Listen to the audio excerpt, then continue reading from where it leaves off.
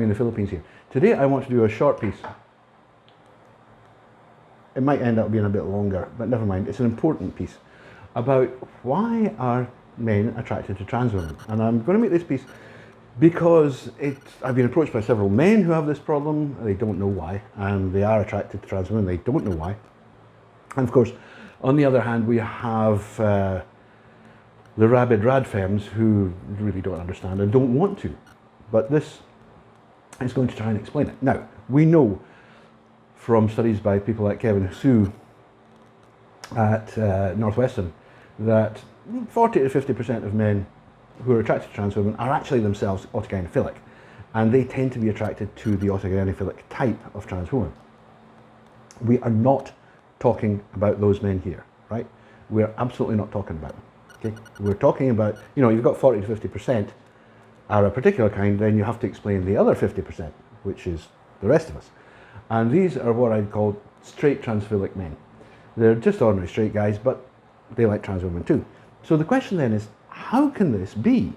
So I'm first going to refer to a study that was done some time ago, in which men who dated trans women were interviewed.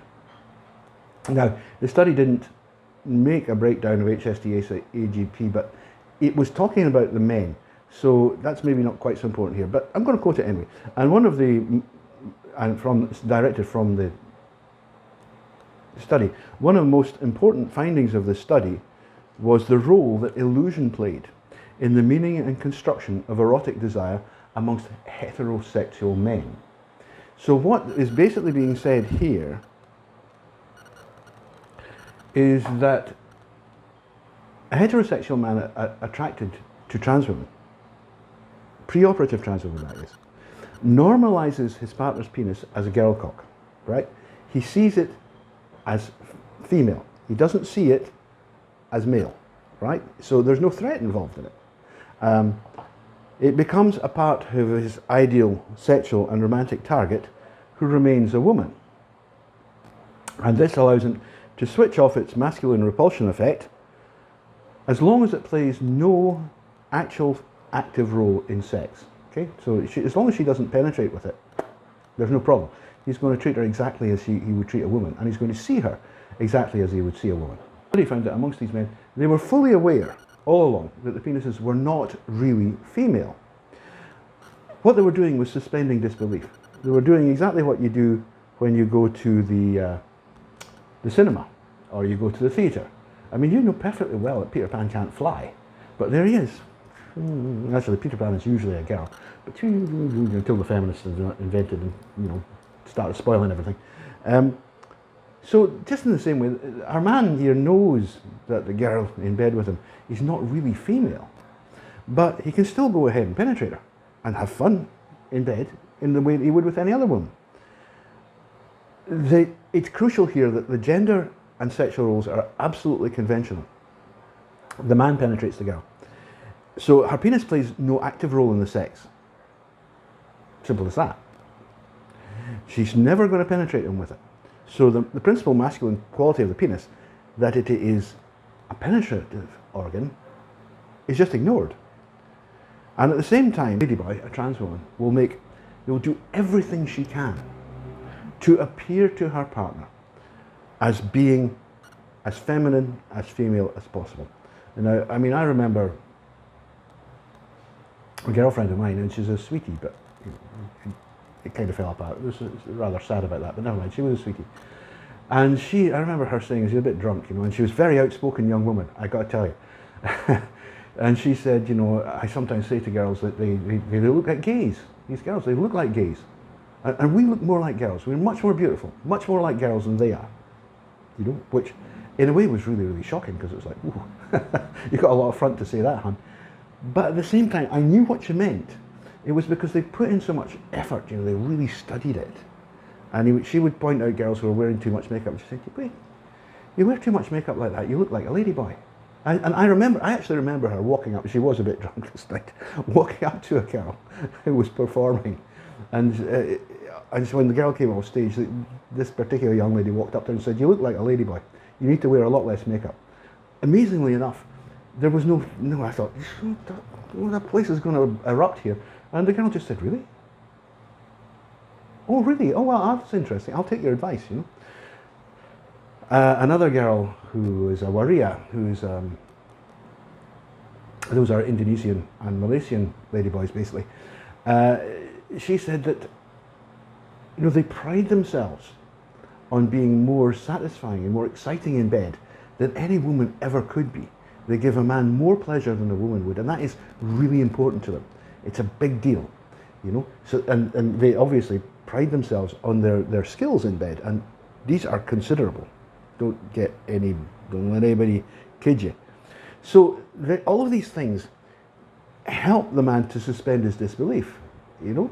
Not only does this girl look like a girl, you know, she is like, you know, exactly everything he ever wanted in a girl, you know. Once such a relationship is established, the penis becomes normalized.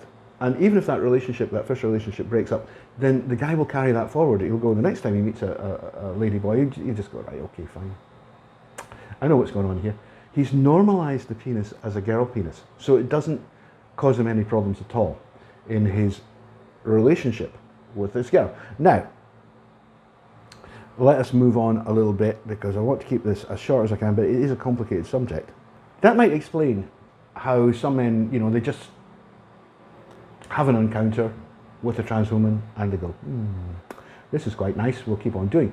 But some men actually appear to grow up trans attracted. So how does that happen? I'm going to do a couple of quotes here from a magazine article. The first time I took a girl's pants off, I wondered why she didn't have a boner too. Then I realised that girls don't have penises. I'd like to say that I knew that ahead of time, but clearly I didn't. There's a very honest man there, you know. And then these were all anonymous men, by the way. Another one, when I was younger, I thought women had male genitals, and that is extremely common. Freud observed, and Freud, by the way, Freud gets a lot of stash these days, and his methodology today would be criticised, but the fact is the man was a genius. And intuitively, he discovered things that, you know, nobody has ever come close to disproving. You know, and the thing is that in the late 19th, early 20th century, an awful lot of science was done by intuition. You know, in fact, even before that, Einstein worked by intuition. He made the maths work later. It was like, in his head, that must be what happens. How can that be? You know, and then he'd do the maths and try and make it work. That was the normal approach, really, until the 1950s. That it wasn't like you did a whole load of statistics. It was like you looked at the problem and you went, I wonder if it's this. And then you would go and try and figure out what the hell was going on, you know. So Freud, although criticised much by feminists because a lot of what he said, it wasn't very pleasing to them, was actually a genius, and he really did understand things. So one of the things that he observed was that children are not innately aware of the differences between boys and girls' bodies. And he found out that boys thought both naturally had penises. He thought that when a boy discovered that girls did not have penises, which happened during his phallic stage of sexual development, he could be deeply disturbed. Now, the phallic stage, Freud's stages are often suggested as being quite rigid, but they're not. They can stretch a long time, as we'll see. By this stage, the penis has already been identified by the child, the boy child, as a fundamental source of pleasure, right? You know, he really enjoys it, and actually the root of his identity, okay? So he's frightened by the thought of losing it. And yes, he looks at a girl with no penis, obviously, and goes, what did she do? What did she do? They cut off her penis. I better be real careful not to be a bad boy, because otherwise they might do that to me. And that's called castration anxiety. It can be very debilitating for young boys, you know, it really can. You need to talk to them if they're exhibiting it and explain things, you know. It's one of these weird, you know, things that get into children's heads, and it can really cause them nightmares, you know. So the boy sees this loss of penis as some, you know, punishment for a terrible transgression. This, by the way, this idea led Freud on to his concept of Oedipus or Oedipal complex, and many other theories. And you know, his work was brilliant. If you read it, he was a brilliant man. I agree with everything he says, but you know, who does agree with everything somebody else says? So obviously, he makes the point that in some cultures where children run around naked all the time and they see each other, from a very young age, it's probably less important. But in the Germanic and Anglo-Saxon cultures of Northern Europe and the Americas in Northern America, children don't do that. They're normally all wrapped up so you can't see their genitals. Parents protect girls from being seen by boys. They hide them. So boys are unaware. Why would they be aware? Why would they think that girls didn't have penises? I have a penis. I guess everybody else has a penis. It's really that simple. Now, here's another little quote for you, just for fun.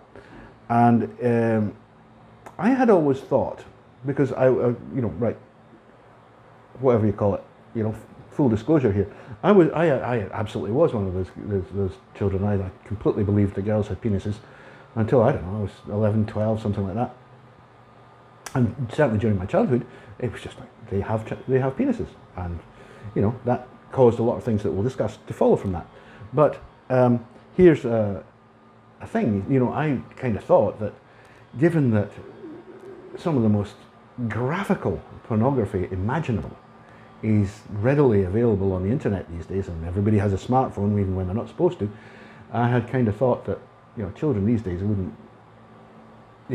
wouldn't have the same misunderstandings. But hey, just read this from the magazine article earlier. Another anonymous guy, when I was probably 11, I accidentally stumbled across a website with an album of women with huge erect penises. For a few years I thought men had penises, little ones like he had because he was a boy, and women had these huge, monstrous, penis-looking things, So in this case, actually his idea that women had penises was reinforced by porn. I mean, he fell across a female porn site, obviously. So why is this happening? Well, I don't want to go over it again, but you remember the stuff about mental models. You don't live in the real world. You live inside a model that's reconstructed by your brain inside your mind, okay? As you grow up, as you develop as a child, as a boy, certainly, but certainly as a woman too, as girls do, you'll start to have things called crushes. And these are actually romantic attachments on an imagined or a real personality. They're not sexual. You're not eroticized until puberty happens. But they're romantic. You've got this, loving, caring feelings for, your second cousin because she's blonde and she's got blue eyes and she's absolutely stunning, that sort of thing. And all kids do this. What's actually happening is that during this period, you're developing a model in your mind of what you think your ideal partner, your ideal sexual or romantic partner would look like. Okay, do you understand that? You're developing a model. And when you meet someone who fits that model, it's like, oh, she's nice. And that's how love at first sight works, by the way. It's not a deep emotion, but it can be extremely powerful because, you've suddenly met the person that has been developing your mind for so long. You still have to find out about her personality and all the rest of it, but in visual terms, and men are extremely visual, it's like, bang, click, yeah, that's her. That's how that works. But if you're a boy who thinks that girls have penises, and I think I've demonstrated this is a very common belief, then that mental model you have of your ideal partner will be a woman with a penis, right? It just will be. She'll be a woman with a penis. So what's going to happen here is you're going to have this in your mind. Then one day, one fair flying day, you're going to find out, no, you weren't right. Most people don't wait until they're actually undressing their girlfriend. Most people find out a little bit before that. But nevertheless, it does tend to happen sometime around about or after puberty that boys actually understand. Wait a minute, girls don't have penises. And I need to figure that one out. What am I going to do with it? Now, that implies a few things that we need to look at. First of all, if you think that all girls have penises, and you've figured out that what sex is when you put your bits inside somebody else, where are you going to put it? I mean, there's another quote here, very nice one, saying, I grew up thinking that babies came out of the anus. Again, that's a very common misconception amongst young boys. So if the babies come out of the anus, where does the penis go? Penis in, baby out. Penis in, baby out. Goes in the same place. So your fixation sexually becomes on anal sex. You want anal sex. You want anal sex with a woman who has a penis. And don't consider this as nutty-ash stuff. This is actually what happens. Now, absolutely, as you grow up and you start to bring the world inside your mind into conformity with the world outside, then obviously you realise, oh, wait a minute, women don't have penises, women have vaginas. And that's where babies come from, you know, and that's where I put myself when, you know, we want to have fun or make babies. I go in there and it all resolves itself and it's fine. What is important for us, though, is that that girl with the penis is still there. And it forms a kind of double image in your brain so that your ideal girl can be a woman with a penis or a woman with a vagina. You know, she could have either. And you don't really make a big deal about it. It's like, well, it's still a woman, you know, still got a vagina, got a penis, still a woman. For most of us, that just goes away. It's like, okay, fine, because you get on with your life, you know, you have relationships with women in which you do what you do with their vaginas and you have fun with them and you make babies and all the rest of the stuff. And then one day, and you forget that girl with a penis, she kind of goes away and you go, never think about her anymore, you know. Then one day, let's suppose you're exposed to some female porn. Or, which is highly likely these days, by the way, or you find yourself in a place where there's lots of trans prostitutes. And you decide, you know, I assume that you're not married, so this is okay. You decide, oh, well, I'm going to have a night with one of these girls. And you get back to the hotel and, what's that? You know? Let's suppose something like that happens to you. Well, I'll tell you what's going to happen to you is that girl that you locked up in a cabinet, in a closet in your brain, when you discovered that women actually do have vaginas, is going to come leaping out and saying, hi, I'm back, I'm here, I was never really gone, I'm still here. And your mind is going to be blown. You're going to go, holy crap, there really are girls with penises. Holy crap. What am I going to do? Well, I'll tell you what you're going to do. Is you're going to have sex with them. You know, if you're any kind of a man at all. So what that means is that there are a significant number of men out there who grew up thinking that girls have penises, who grew up thinking that sex is performed by putting your own penis, in their anus, and that's where babies came from. And then suddenly, they're exposed to the reality that there are actually trans women. There are women out there who have penises. And not just that, they're absolutely stunningly gorgeous. And I mean, they are really beautiful. You know, don't kid yourself. Don't imagine that trans women all look like Jenner or these people you see in the West, you know. It's just not the case. Trans women, really passing trans women, HSTS trans women, are stunning. They're gorgeous. You know, they're Genitalicova. They're the most beautiful women on the goddamn planet because they're trying that much harder. They're working that much harder. And they're naturally beautiful. There's something about the way that hormones have an effect on their body associated with, in the case of HSTS, because they're sexually inverted, remember? So they're sexual inverts, so they're naturally feminized. And there's something about the way that all comes together that it's like, my God, you know, that girl is utterly stunning. And, you know, I've watched guys, you know, I have watched guys. I remember going out last year. It might have been the year before, I think it was last year. With Sam and a friend of mine, Ayashino, and the guy she was dating, she's a natal woman, the guy she was dating at the time who was an Australian, working in the Australian Air Force, and he was a loadmaster on a plane. They were ferrying supplies to people affected by one of the tsunami zones. You know, it's still a problem. All these years later, it's still a problem. Anyway, we were in a bar in Walking Street, and a lot of these bars have open fronts, you know, so you can see what's going on. And a very tall, maybe 5'6", 5'7" girl, that's tall for the Philippines, appeared outside the bar, and he was an ogler. You know, he liked to look at girls. I mean, so do I, but he was a bit obvious with it, and I could see him. You know, oh God, she's hot, and Ayashino, his girlfriend, was getting. You could see her brewing up. You know, and then a second or two later, another girl arrives, just as gorgeous. I mean, absolutely stunning woman. This one's a little smaller, more slender. You know, she's a total babe. And with her comes this other girl, who's actually a late bloomer, and she's not anything like as feminine as the other two. You know, she's kind of got guy legs, and she's kind of bulky, and I mean, she's a nice person, but she's not going to fool you. And at this point, the guy, whose name I will not mention, looks around to me and says, "Wait a minute, wait, is that a tranny?" And I just waited for a moment, and I said, "Yeah, they all are." And you should have seen his face. He was like, he couldn't believe it. And they really are that gorgeous. You know, they're just stunning. And it's easy to see, you know, if you're an ordinary guy, you're going to be attracted to them.